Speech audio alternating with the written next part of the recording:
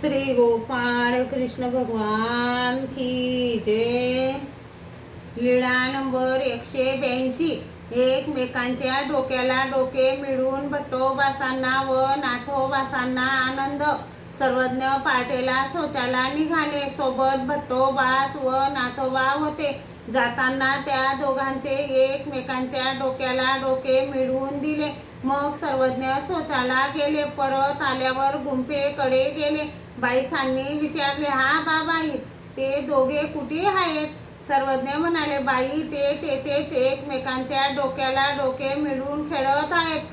बाईसा म्हणाल्या, बाबा, त्यांना बोलवायला जाऊ? सर्वज्ञ म्हणाले, जा।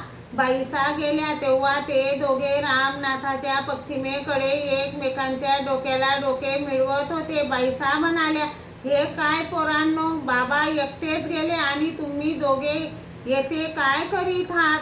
असे म्हटले आणि त्यांना अकृत्रिम आनंद येणे बंद झाले। दोघे सर्वज्ञांजवळ आले तेव्हा सर्वज्ञ दात घासत होते। सर्वज्ञांनी दात घासण्याची काडी श्रीकरात धरली आणि विचारले, हे काय हो, एवढा वेळ कुठे होता?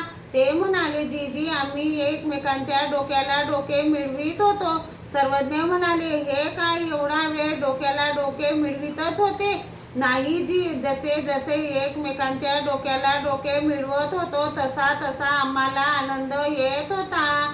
श्री गोपाळ कृष्ण भगवान की जय।